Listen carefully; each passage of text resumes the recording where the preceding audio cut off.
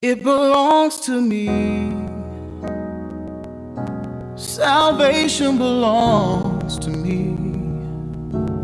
And I have everything to make salvation complete. 'Cause I know the work is already done. By the power of His blood, I know it's mine. It belongs to me. It belongs to me. We welcome you to another episode of In His Presence. I'm your host, Vernon T. Matthews. Thank you for chiming in. We have a special interview tonight with author Shakita Jackson. She was on Kingdom News earlier this morning, and it blessed my heart so that we're going to have a replay of this. I think this is going to be a blessing. You're going to be blessed tremendously. So if you've been having in one of your life that dealt with anxiety, that deals with panic attacks, listen, she has a new book out. It is called Do You See Me Trying to Breathe? A faith-based journal from the imprisonment of anxiety and panic attacks. And I think it will change your life. I think it will be a blessing to you. And so we are going to jump into this interview that she was on Kingdom News with Gwen Tillery. And she's going to talk about her transformation, and they're going to talk about how God brought her out of anxiety attacks and brought her into freedom. So we're excited about this. So we want you to share this with somebody. Let them know that we're on tonight and I'm present in His presence. And this will be an amazing thing. My wife and I, we watched this morning at 8 a.m. and we was enthralled. We was entrenched by how God made a change in her life. So get ready to be blessed by this interview. Get ready to be blessed by the word of God. We're going to listen to this one song, and then when we come back, we're going to come back with Miss Shakita Jackson, where she's going to be dealing with her story of anxiety, panic attacks, and being delivered from that. So we don't want you to miss that. So get ready for that. We're going to listen to E6 now by Evie McKinney.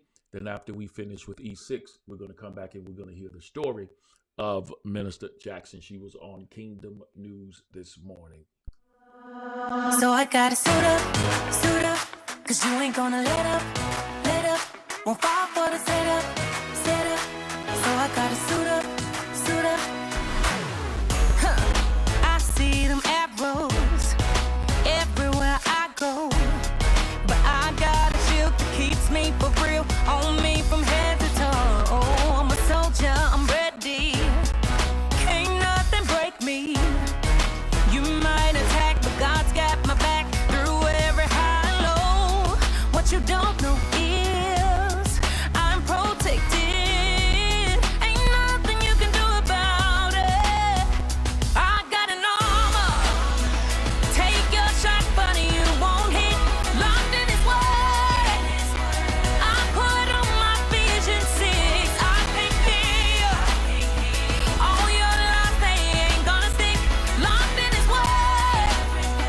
I put on my vision 6. So I gotta suit up, 'cause you ain't gonna let up, won't fall for the setup. So I gotta suit up, told me I was nothing, had to put on my helmet to block out the lies for every time you tried to come for me. My feet fitted would go get it, with the promise that He's given. Shielded by faith, truth round my waist, bringing a word of peace. Let me tell you again, I'm protected. Ain't nothing you can do about it. I got an armor. Take your shot, buddy, you won't hit. Locked in His word. I put on my vision 6. I can't hear all your lies, they ain't gonna stick. Locked in His word. I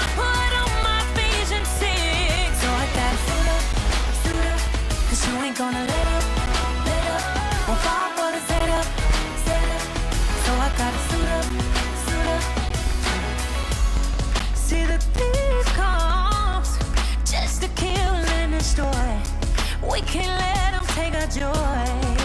Oh, hey.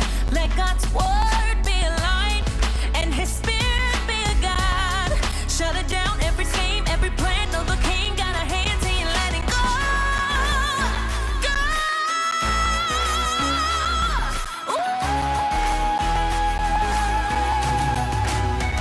I got an armor. Take your shot, but you won't hit. Locked in his word. I put on my vision. Welcome back to another episode of In His Presence. I'm your host, VT Matthews Jr. Listen, y'all, we getting ready to dive into this interview. It was a blessing. I think you're going to be blessed by this. And so we're going to get into the interview with Minister Shakita Jackson, where she's on Kingdom News with Quintillery. And you can watch us tonight on Facebook. You can watch us on our YouTube channel. We're on Kingdom Purpose TV on all devices. We also can download us on our Kingdom Purpose TV app. So get ready. Get blessed, sit back, enjoy this. I believe the Lord is going to bless you mightily. This is an interview that was held earlier this morning on Kingdom News, and I think it will be a blessing to you.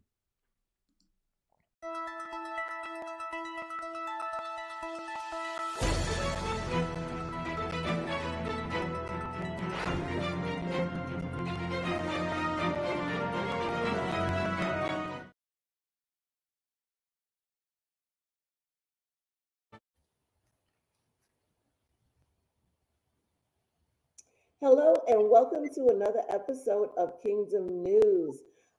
This is our Kingdom Spotlight segment of the show, and this should be a familiar name, if not familiar face, to the Kingdom Purpose TV listeners. Shakita Jackson is one of the members of Kingdom Purpose TV staff, and most of you who have platforms or shows on here have had some connection with her. So I'm excited to have her on with us this morning. So welcome. Thank you so much. So tell us a little bit. There's so much you could tell us, but tell us just a little bit about yourself. Okay, so I'm Shakita Jackson. I work with onboarding at KPTV. So if you may not have seen my face, you've probably gotten an email from me. So I'm glad to allow you to see me in person. But again, I reside in Virginia, and I'm a mom of 4 women, 4 ladies. Have 3 of them are in college and 1 is in high school. But I'm a minister here locally at my local church. And also I have my own ministry segments here also on KPTV and other places. So with that as well, I am a business owner. I'm in a nonprofit space. I have a nonprofit called Care for Me Youth Initiatives, and that's a local initiative here in my area. And it's designed to assist young mothers that may need strategies, education, support to actually learn how to parent as a teenager, to parent their children. I also have a completely free diaper pantry where local moms, they don't have to be teenagers, but local moms can call in and I'll tell them set times where they can just pick up diapers from me as well. And I'm expanding different things out with that. I'm really hoping to create a literacy, reading, writing, and math camp in my home city here this summer, a free camp. So I'm praying for that and hoping for that to take place here. And I also, with my daughters, I have a beauty supplier creating natural skincare and hair care products entitled Revel Bells Beauty, which is revelbells.com. I have a medical practice here with my husband doing home health care and medical assisting and virtual medical assisting activities and CPR training. And on my own side, I am a leadership coach. I'm finishing my doctoral degree in strategic business leadership. And with that, I currently now help career professionals or executives, community leaders, ministry leaders, as well as entrepreneurs create plans to lead and expand their organization and just to be effective at their position of leadership in their organization. So I do believe those are some of my roles and activities. Thank you, Gwen. I'm exhausted listening to you. You know, I thought I'm exhausted saying it. I thought that I had a lot to manage and a lot to juggle, but that is quite a bit that you Mm. do. But hey, listen, it seems that you were doing it well. So kudos and congratulations to Grace. you. Yes, yes, absolutely. So you recently released a new book, correct? Yes. So when was the book released? The 1st of February, Black History Month. Okay, The so it 1st was of February. released February 1st. Give us the title of the book. Okay. So the book, which is here, the book is Do You See Me Trying to Breathe? A faith-based journey from the imprisonment of anxiety and panic attacks. And it has the book, and there's a self-reflective journal for the personal writing. Nice. Okay, so how did this book come about? So this book is birthed out of a very vulnerable period of time in my life. And, I'm not that old, Gwen. So this actually started occurring maybe when I was, I had probably about 19, 20 years old when I realized that something in my life drastically changed and something happened that I couldn't control. And I was going about my life. I was a mom. I had 2 kids at this particular time. I worked in the hospital because I've always been in the medical field. So I worked in the hospital. And one day I was on my way home from work. And all of a sudden, it's like my heart fell out of me. And I didn't know what it was then, but now I know that it was a panic attack. So just one day when I thought everything was cool, I didn't have any major stresses in my life. It was a normal routine that I was going through, taking care of my family and working and so forth. And my life drastically changed. And from that day forward, it was a long road of discovery, a long road of healing, a long road of secrets, because most people didn't know that I was battling every day just to breathe. Every day I tried to figure out, how am I going to breathe through the day? So hence the title, Do You See Me Trying to Breathe? Because I was trying to function in a world, but I was struggling on the inside. And a lot of people didn't see it. Most folks didn't ask, so Do You See Me Trying to Breathe is the title of this particular book. And my journey of discovery, God just miraculously showing up in my life. And it didn't happen in one day or 1 week. It was a journey of some years of recovery and years of being determined to live and not die, because there were periods where I felt like I was just going to die every portion of the day. So years of deliverance. And now I came to the point where I knew I had this story for many years, and I knew God did something miraculous in my life. And I knew I wanted to tell it, but I never wrote it down to tell it. So now we have COVID. Now most people's lives are changing. So now we're home. So we're able to be more attentive to what's going on the outside, because we want to know everything that's outside. We stuck on the inside, right? So now with COVID, I'm hearing of the suicide rate skyrocketing. You have families, marriages that have been together for 20 plus years, but now they're stuck in a home together. Marriages are falling apart. You have people losing jobs that they've been working for 20 years. You have all of this uncertainty and all of these worries, all this care, and all of these anxieties. The rate of new diagnosis for anxiety and panic attacks skyrocketed. The people who made attempts to commit suicide skyrocketed. The rate of depression soared. So now I'm sitting like, Lord, I see all of this that's going on, and you want to ask yourself, what can I do? What can I do in my own power? And when I asked that question, that's what came up. I had a story in me, something that God did miraculously, changed my whole life, and I never put it to paper. So I'm like, oh my goodness, shame on me. Shame on me for concealing a miracle. Shame on me for concealing deliverance, because I didn't know how people was going to perceive the story.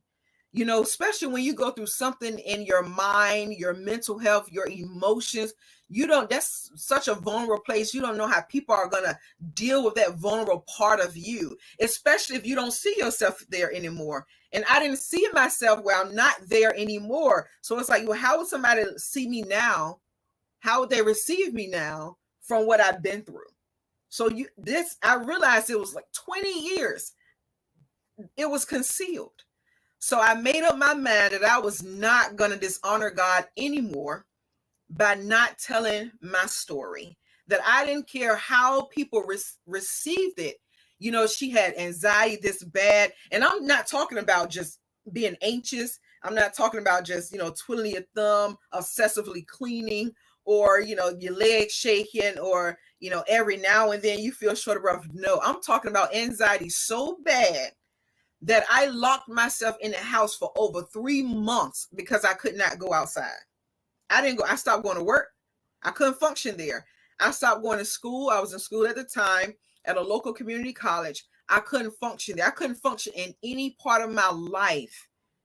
And I stayed in the house with my kids for over 3 months until I decided one day that if I had to crawl on the porch, I was going to crawl on the porch, because I needed to be free for my kids. So I'm not just talking about, you know, a story of just being anxious. No, I'm talking about a story of being handicapped, being a debilitating anxiety and panic attacks. And this past year, last year, I was ending a class because, again, I'm a student. I'm in school again. Lord help me, but I'm a student. So I was ending my class and I'm sitting there, Gwen. So now, you know, you have your professor with the syllabus and all of this stuff, and you're constantly writing papers. You know, I'm constantly writing papers all week long. So I'm constantly typing. I'm constantly creating these research papers and telling other people's stories. I'm doing this. I'm always telling somebody else's story. So I told my husband, I said, you know what? When I determined that I was not going to dishonor God by not sharing again, I told him I will not register for another class. I won't do it. I won't pay an institution. I won't fulfill another research paper assignment. I won't do anything. I will not. I refuse to write another paper if I don't write my own story. So I said, I'm not going back to school until I get this story out. And my husband say now that that's when he knew I was really serious about writing it. Because I had said over the years that, you know what, I'm going to write a book about it, you know, but he knew I was serious when I said I wasn't going to do another thing until I wrote my own story. So that's what I did. Class ended. I wrote the book, and by November, I believe it was done. And I wanted to release it on Black History Month, and wrote the book, and I was able to re-enroll myself back in school in January. But the story is so impactful, and I'm so full right now over the just a response, because you never know how people is going to handle your secrets. No, how are you going to handle these secrets that I'm about to tell you, because you see me now? But how are you going to handle these secrets? And now with the response, now with people just starting to read the book, my phone is blowing up. Like I told you, I had 2 impromptu radio interviews this weekend. I had a book signing, and the local bookstore on this past Saturday, the local bookstore people, invited some people, they invited some people, but the link they sent was their Eventbrite. So I didn't have access to know if anyone even signed up for it, right? So I didn't know if anybody was going to be at this book signing. I knew my husband was coming. So I figured if no one show up, it's just going to be me, him, and the lady who owned the bookstore. It's just going to be us in there. And I chose that bookstore because it's a small, local, Black-owned bookstore who opened up on Juneteenth. And I was like, look, if I want to go anywhere and talk about this work on Black History Month, it's going to be there. So with that, I didn't know if I was just showing up. So when I got there on Saturday, I said, okay, well, I don't know if anybody registered. And she was like, what you mean? All of your sessions are packed out. And I was like, what? She said people want to hear someone talk about anxiety that had it bad. And I'm still amazed. I'm still amazed. Every book I had was sold. Wow. And still left with orders. So I'm so overwhelmed with the fact that, and I've been getting texts since I woke up this morning, people who have had the book that may not know me, they are starting to follow me on social media and send me messages. So I'm getting messages even this morning about the fact that they're just so happy that their secrets, their precious things, their jewels that they did not tell anyone, they were able to get relief from that shame with this book and be able to share their story with someone. So I wrote the book, I told my story, I told how I got over, and I told about my journey, but I wanted something else. So I wanted them to be able to share, to voice what's going on. Because oftentimes when people be like, hey, how you doing? You don't really tell them about it, what's really going on with you, right? And I used to tell people in the beginning, I don't feel right, because I really couldn't describe this what was going on in my soul. But I don't feel good. If someone called me on my phone and say, hey, you want to come somewhere? I wasn't going out of the house. I just said, oh, I don't feel good today. So all these things, all these secret deformities, I'm not verbalizing. So I wanted to create a way for people to be able to self-reflect, to dig into your own emotions and your own habits that you created to help you. Such as, for example, OCD. A lot of people don't try to classify this version of OCD as a really mental health disorder, but you have people who like to clean obsessively. That is a part of anxiety.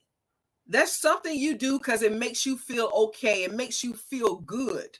But now it's to you normalize it and it's a habit. So, right. So, and the root, and you have to get to the root of it. yes. And there's always a root to the anxiety. What is it that this thing is That alarms your soul. Right. What is the result of? And so a lot of times, I like to keep, because I do have I do focus on mental health issues. I am a counselor. One of the things, because sometimes we try to make things complicated, and I like to say anxiety is just a place that you end up in when you want to have control over something but don't have the ability to. All right, I like it. I love it. So, that cleaning, it speaks to something bigger. Right. You're uncomfortable. What are you trying to control? Whether, hey, it might be, I'm a germophobic, I need to try to make sure that my space is always clean. And so you go through this ritual over and over and over and over again. But what is at the heart of that? Even that, you kind of have to dig a little bit deeper. You are so right. For me, I have suffered from anxiety, and I have suffered from panic attacks. And I know for me, the anxiety often, I can admit it now, the anxiety often for me was me having the need to control something and not being able to do it. And that was the bottom line. I shared with you before we even started the interview that I know the South. I know 95 so well because, my family and I, we used to drive everywhere because I didn't like to fly. I didn't like to fly because when I got on the plane, I felt there was a loss of control. Yeah. But listen, we don't really have control over anything anyway. Yeah. So, I had to come to the realization that you have no more control or less control in that plane than you do in that car. But for me, it was like, oh my God, I'm in this plane and I'm stuck in this plane for 3 hours. And, it just became overwhelming. And, I like to tell people something that's a little dot becomes this huge, massive thing. Yes. When we begin to focus in on it so much and realize, oh my gosh, you know what, we can't control this. And we have this huge desire to control it, but we really can't control it. I love it. And you are right. What you stated about having to figure out like where it comes from, what triggered you. And I remember when I first had that, my initial panic attack, I went to the hospital, and in the same hospital I worked in, but they told me that I was stressed out.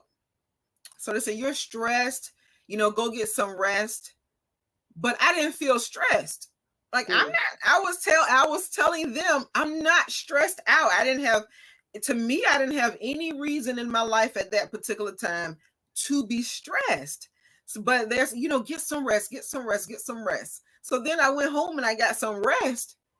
I woke up and I felt like I needed another day of rest, then another week, and then it turned into months of rest and no recovery. So I went to the hospital so many times because I was feeling those panic attacks. I thought I was having a heart attack. I mean, all of these symptoms, my stomach couldn't stop hurting. I mean, I had all of these things. I just knew I was dying. So I would go into the emergency room and say, I am dying, and no one's listening.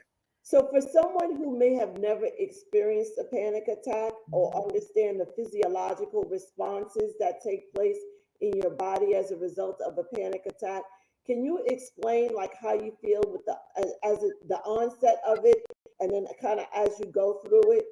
Mm-hmm. So, and this is based off my experience as well as, as I went along, learning of others.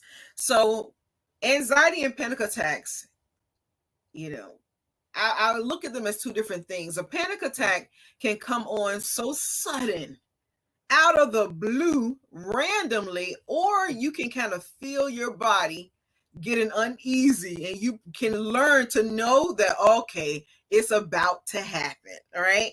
So I've had instances before I was stopped going to school. I would be sitting in class going, and the teacher's talking, and all of a sudden I feel this feeling, and I know now something is wrong. I feel an alarm in me, and now I can't breathe, or it literally feels like someone's choking you.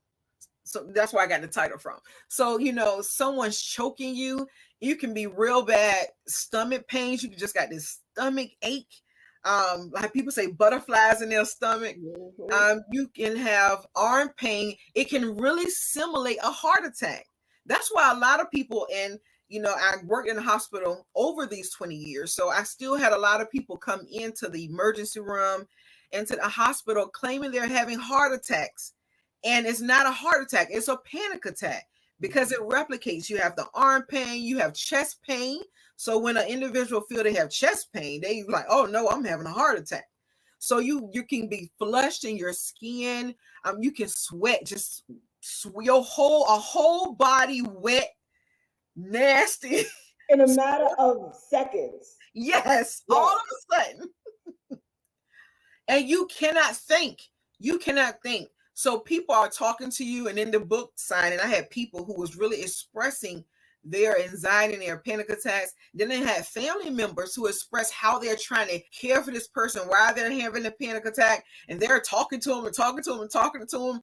But at that moment, you can't even get your thoughts together because Right. all you know is that, oh my God, what is happening? I am struggling.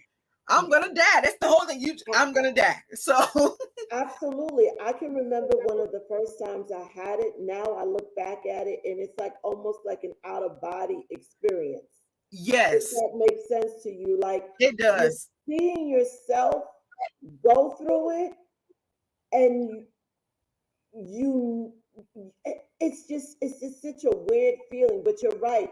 There's so many responses that someone may have been having panic attacks and not even realizing, Yeah. or had one and not even realize that's what it is. So literally, like you described, you get hot, and you literally go from being your body temperature and everything feeling fine, you feel good, to all of a sudden you're hot, you're sweating, Sweating. and I mean, like the water is dripping. It's blurry, like you can see but you can't see. Yeah. You can't Um, focus in on you nothing. can have tingling kind of throughout your body. Yes, your Uh, hands and your your hands, legs, your feet. your feet, Yes. you can't, you're breathing, but you can't breathe. Because your body, it's like your mind and your body are not one at that point. Yep. And so it's like it's fighting against each other almost. Like I said, it's almost like an out of body It experience. is. And this is happening, and you're kind of looking at yourself from the outside as you're going through it. It's such a weird experience. Oh my For goodness. You those of you who have never experienced it. And so you have this first panic attack. You go to the hospital, they tell you to get some rest. But for you, 3 months later, are you continuing to have these now on a regular basis? During the 3 months, I went to the hospital several times. Let me tell you what stopped me from seeking help. I stopped seeking help. I repeatedly went to the hospital. I went to different hospitals. And it's something because a young lady told me Saturday she's been to 6 hospitals trying to get help. And the last one, the 6th hospital, the doctor himself dealt with anxiety. That's when he started sharing it with her. 6th hospital later. I think I probably made my 4th time.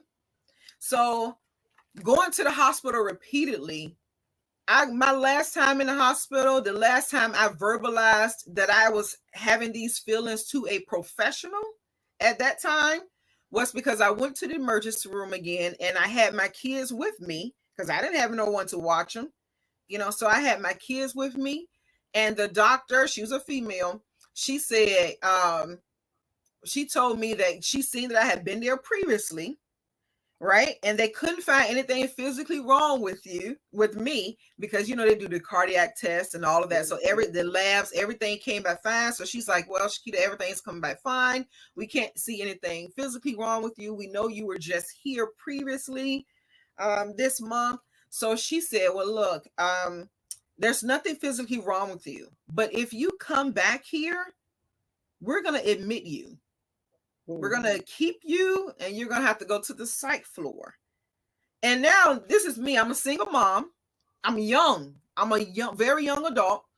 And I don't know what's going on with me, but I know something is going on with me. But I still have kids that I have to take care of. So once she told me that they was going to admit me, and she gave me medication, but she told me they was going to admit me, I never went back in there again. Never. That was it. That was the last time I was going to seek professional help. And what I did, I started then reading everything that I can find. When I was able to come back out of the house, I went to the library at least twice a week. Me and my kids would go to the library, and I would look at books, because people keep saying, yeah, you got anxiety. And even the people in church would say, hey, don't be anxious for nothing. But hey, I am anxious. So I need help at this point. I'm anxious. What do you mean don't be anxious for nothing? I don't think I should be anxious for nothing, but I got these weird feelings that I don't know how to deal with. So I went to the library a minimum of twice a week with my kids to learn about anxiety, so I can seeking to find recovering books, because I couldn't find them anywhere. I didn't find them at church at that time. I didn't find it in the hospitals. I couldn't find it nowhere. Nobody I knew was dealing with it. So I couldn't find it. So I started on my own mission. So I read book after book after book after book, because I wanted to, is it something that I can do? But I learned along the way different things about why you have anxiety. And that's another thing you mentioned, like finding out what's wrong. At that time, I didn't think nothing was wrong with me. I had a lot of traumas when I was a kid. And I grew up thinking that I was doing well, that I didn't let my traumas affect my life. That I was doing well. My mom on drugs, don't know who my dad was at that particular time. House to house, place to place, crack houses, you can name it. Being raped, having a kid at 13, so many traumas on top of traumas. And I grew up thinking that I was okay. And one day, my emotions came calling for me. One day, everything, all the traumas that I had been through came calling for me when I thought I was okay. So with sharing this story, I wanted to be able to share it with people who are having these issues, or know someone that's having the issues, and they want some hope.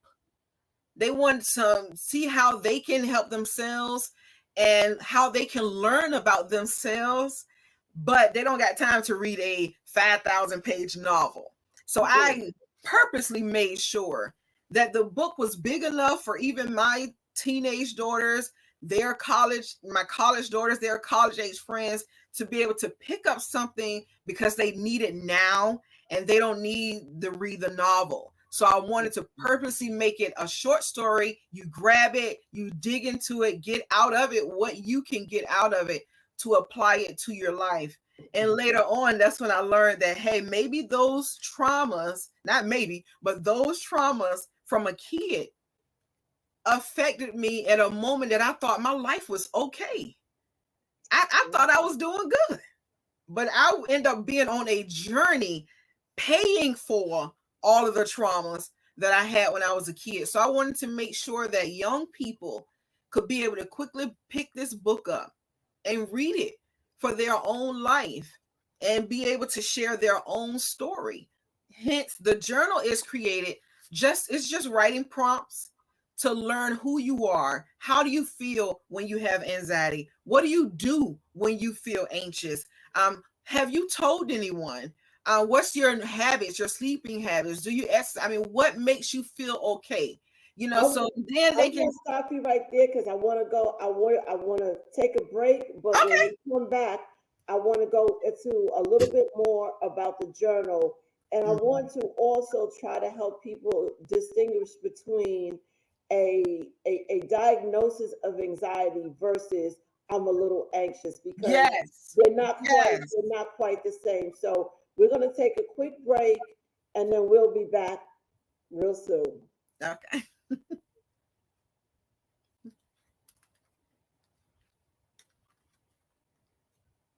All right, so welcome back. We're here with Shakita Jackson, and she is sharing her story about overcoming anxiety and panic attacks. This is a real subject. This is a real issue. As I say, mental health is real, and we need to get more comfortable with talking about it so that people can begin the process of understanding it and begin the process of healing from it. And so we were talking about panic attacks, and we both kind of described how you feel when you're going through a panic attack, and there's this whole, physiological response, and it is a very, very overwhelming feeling. You talked about how the people talked about having to witness, a friend or a loved one have a panic attack. And I think about the times that, my husband has witnessed it and one of my friends witnessed it. And they were like, it was just so crazy. Like, you just went from being normal to just like out of control. Like, it was just like, because it just happened so quickly. But there is anxiety, which is like a normal level of anxiety. Like, you get a little anxious, you get butterflies in your stomach before you're about to do a presentation. Or as a minister, before you go to bring forth the word, you can be nervous and you get the butterflies and all of that. So we're not talking about that kind of anxiety. We're talking about, just want to give I like to keep things very simple so that people can really understand it. So a simple definition for anxiety is intense, excessive, and persistent worry and fear about everyday situations. Okay. And with that, you may or may not have extreme physiological responses, but the worry and the concern is always there with you. And so it could be an initial situation where you are worried about finances. That's something we all, so many of us worry about, is how the bill's going to get paid. How are we going to get this money for something? So initially, it's a concern. You have a bill that's $1,000. You have $500. There might be a little bit of a reason to be concerned. But then when you are excessively worried about it to the point where that is all that you can focus on, and it prevents you from living out your daily activities because Right. of this worry. Then you go from a regular, okay, I'm a little anxious, to now you're suffering from an Mhm. anxiety. And what tends to happen is that anxiety, that little dot, that little speck that I like to talk about one area, then starts to unfortunately kind of consume all the areas of your life Mhm. in many cases. You're It's right. no longer just about the finances. It's now, well, oh my God, now oh my God, it's my health. I'm worried about my health. But Mhm. it makes sense though, because when we have excessive worry and anxiety and stress about anything, it will begin to impact our health. Right. And Right. so what happens then with anxiety is you get this snowball effect where one little area that was once an area of concern now has become a major area of concern, and now your whole life is filled with You're anxiety. consumed. Mhm. Did I do a good job of trying to You did explain? a perfect job. You get an A+. Well, thank you. You nailed it. Listen, I like being a good student. See, and I say that jokingly, but here's the thing. So much of what we were taught in the foundation from being younger impacts how we respond to life situations now. So I had to come to realize that part of my anxiety comes from a place of perfectionism. Yeah. Yeah. That's And very that common. place of perfectionism comes to a large degree and a large extent from my mom. And that's not to put any blame on her, but my mom used to always tell me, don't do anything unless you do it 100%. Oh, yeah. Don't, she would say things like, I don't care what career or what you decide to do in life, just make sure you do it in excellence. Ooh, so you sought excellence So I in sought everything. excellence in everything, okay? And she was, in particular, she was a stickler about school and education. Mm-hmm. That's why I have so many degrees to a large There you extent. go. Yeah. To a large extent, that's why and I'm still in school like you, because in my mind was ingrained that you've got to be perfect at it. You've got to do it right. And so That's there real. became this anxiety around doing it right. And so I put this overwhelming amount of pressure on myself to Right. be able to perform at 1,000 all the time, Yeah. to the point where if I had any concern that I couldn't perform at 1,000, I wouldn't perform at all. Yeah. That's real. And That's real. so I want to be able to have people really understand, like, this anxiety thing is real, but a lot of it comes from things that have occurred previously Previously. in our lives. That's why I say you got to get to the heart of the matter. And it can be 1 year, 5 years, 10 years, 30 years prior. But one day, because it was not dealt with, it's coming. It's coming coming. for you. And it's coming, exactly. It's coming for you. And it's important that you understand and be willing to do the work, Yeah. to dig a little bit deeper to figure out, where is this coming from? And so this book is out, and you have the journal, which is really important because, first of all, writing is therapeutic in nature, period. Yeah. Yeah. So just writing the book brings some form of healing. And what I like is that you've added this journal, because as people read your story and your testimony, then they're able to go and respond and begin the process of writing and begin to kind of pick apart and think things through about how is it that I'm getting anxiety, at this point in my life? Yeah. What are the things that have impacted me Yeah. that, I'm having panic attacks, Yeah. at this point in my life? And so I love the journal aspect of it. So let's go back and start. I want you to talk a little bit more about this 3-month process of you being in the house. Yes. That for me is My just own like, prison. That's yeah, the title is I'm from suffering my from own panic attacks. imprisonment. and I've suffered from anxiety, but not to the point where it impacted me on that level. So talk to, Mhm. because this, let me take a step back. We're on KPTV, right? Kingdom Purpose TV. This is a Christian based platform, right? Yet we have two women of God who believe in God firmly. And at the point where I began to suffer from my panic attacks, I had already identified as Christian and being a believer in God. So let me be clear on that. Okay. Um, so we hear things, within the body, like you said, but the word tells you don't be anxious for anything, but through prayer and supplication, let your request be known unto God. My daughter, you just need to go before God and you just need to pray. Yes. We hear those kinds I've of checked off statements, all of that. all of that. Or, when we're suffering from depression or anxiety and, we go to the doctor, we have the nerve and the courage to get to the doctor, and the Mhm. doctor prescribes the medication. And then we,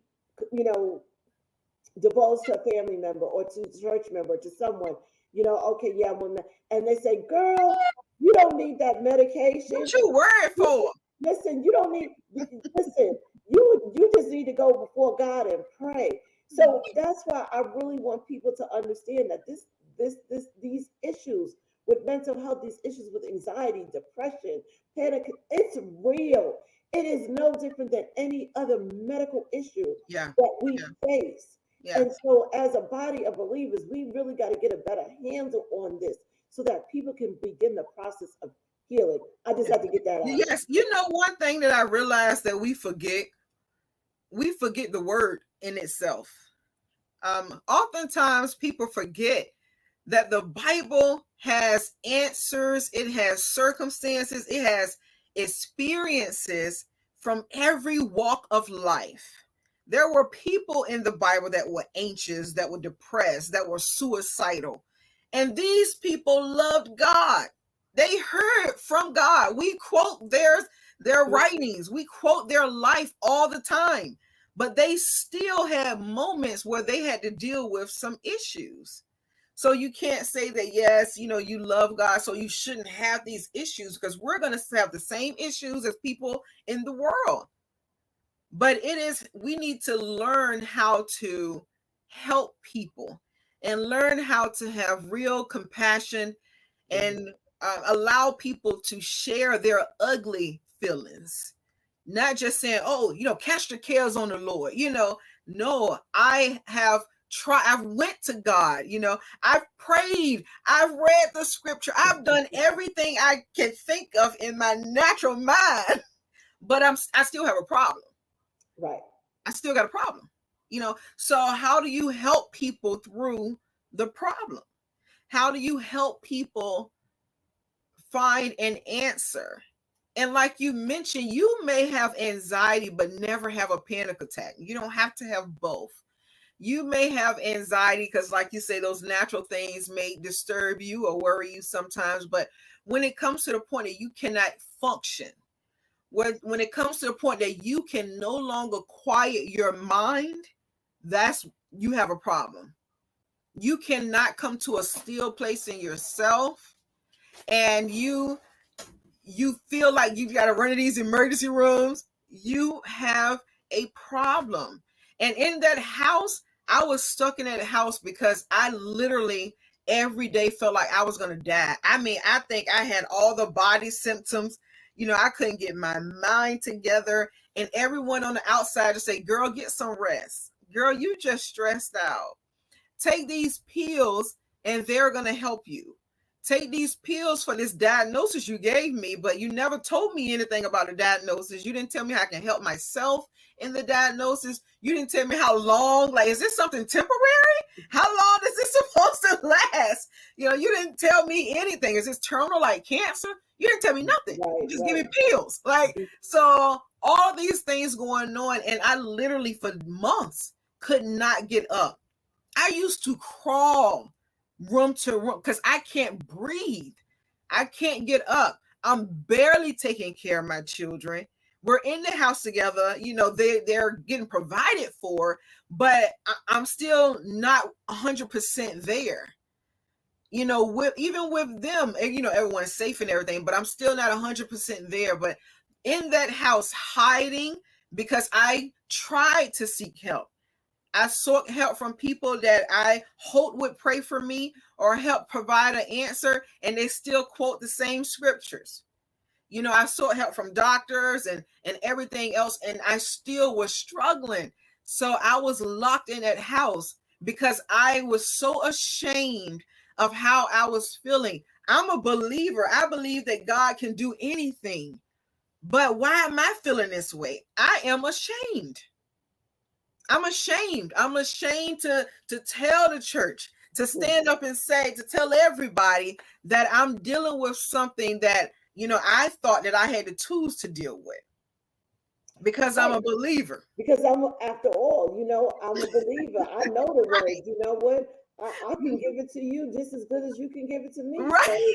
So what's wrong with me that despite my love for God and despite I'm still struggling. Knowledge, I'm still struggling. So how did you begin? I don't want you to give the book away, but you know, how come out the house? How come out the house? How did I come out the house? Okay. Yes. So look, I got so tired of being tired, and I got so determined that I couldn't let my kids live that way no more. You know, they were missing all the birthday parties, everything that they were invited to because mama couldn't make it. You know, I was denying every invitation that was sent. Anything after school, they couldn't go to that either because I couldn't function. So I got tired of, even if I was in my prison, but I got tired of them being in theirs because they were in there with me. Yes. So I needed them to be free. I felt like it was an injustice to keep them in there, even though I feel like I can't go out. So really praying, really trying to figure out how am I going to do this? Because when I open the screen door, I can't breathe. Like I'm just engulfed with emotions and feelings when I open the door. So I literally, God is my witness, opened my door one day and I said, I'm going to make it to my car. If I can just make it to my car, step by step, let me make it to my car. I sat on that porch for a while, trying to get beyond my mind and my thoughts and me feeling like, you know, I have chest pain and I can't breathe. I'm hyperventilating on the porch. And I'm like, nobody see me hyperventilating on the porch. So it's like baby crawled my way to the car, and I got to the car and I was like, okay, that was a small victory. It was small victory after small victory. I got to the car. I ended up starting the car up. I got down the block. I was like, let me see if I can make it to the corner store. Got to the corner store without a panic attack. Okay, you know, let me see if I can make it a little further. And I started getting in my car and I started driving. It was a few weeks later, I was like, you know, I'm gonna see if I can make it to work, because surprisingly, I still had a job, thank God. But I'm gonna see if I can make it to work. And I drove to work, and I worked a far ways from home anyway. I worked 45 minutes from home. But I tell you, that 45-minute drive to work turned into 2.5 hours of me trying to make it to work, because in between I would have panic attacks and I would stay in the right lane in case I had to pull over and have a panic attack.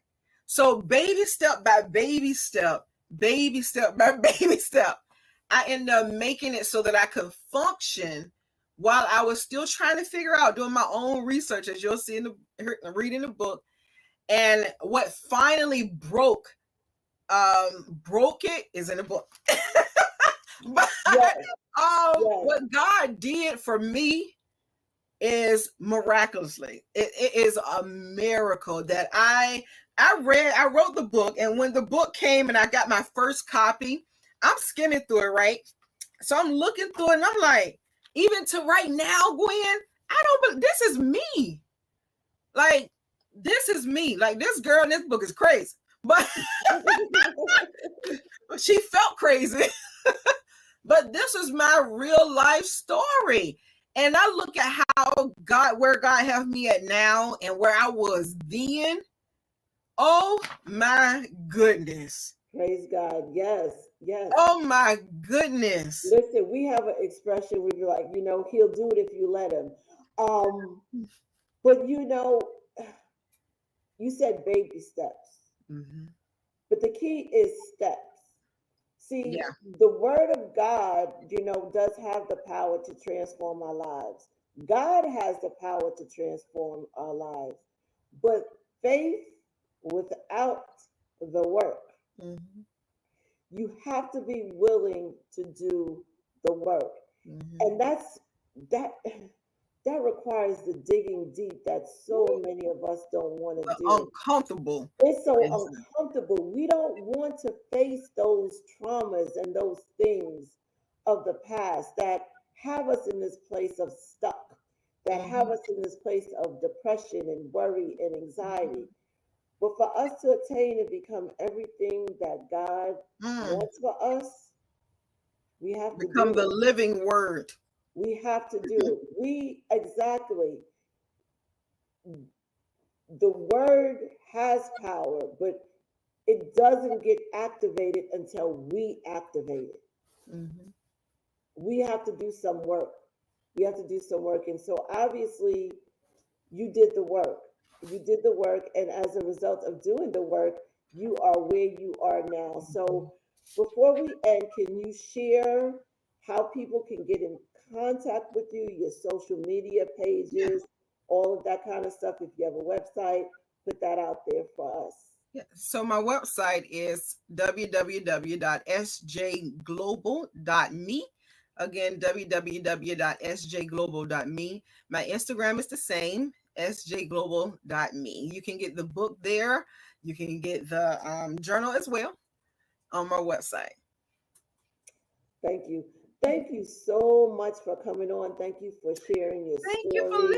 listening. Thank you for being transparent. Like I said, this is an area that I am extremely passionate about.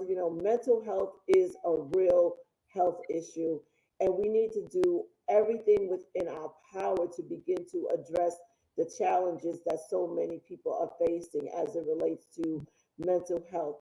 It is a real issue, it is a real problem, and we as a body have to do a better job of Yeah. handling it and dealing with it. And so, for those who might be struggling, know that it is okay to have what I say Jesus and therapy. Oh, yeah. It is okay to be a believer and still need to be in therapy. So, if that is you, know that it is okay to seek out help. And if you go to seek out help and you don't get it, go and knock somewhere else until you can get what it is that you need, until you can get what it is that you are looking for. Know that you can always reach me on social media through Success Arise or through my name, Gwen Gooseby Tillery. Keita has given you her information as well. Find someone that you can connect with. Find someone that you can talk to. Because one of my favorite scriptures is Jeremiah 29:11. For I know the plans I have for you, declares the Lord. Plans to prosper you and not to harm you. Plans to give you a hope and a future. See, but when we lose hope, we don't see any future. So the key is that we've got to stay hopeful. And sometimes to do that, we've got to connect with people that can help to keep our Yeah. hope alive. And so reach out to someone. Don't feel embarrassed. Don't feel less than. God has a plan for you. Okay. So follow through and get the help that is needed. So thank you again for coming on. I I appreciate appreciate it. it. Yes. And looking forward to being able to connect with you on some other things as well. So take care. God Thank bless. you.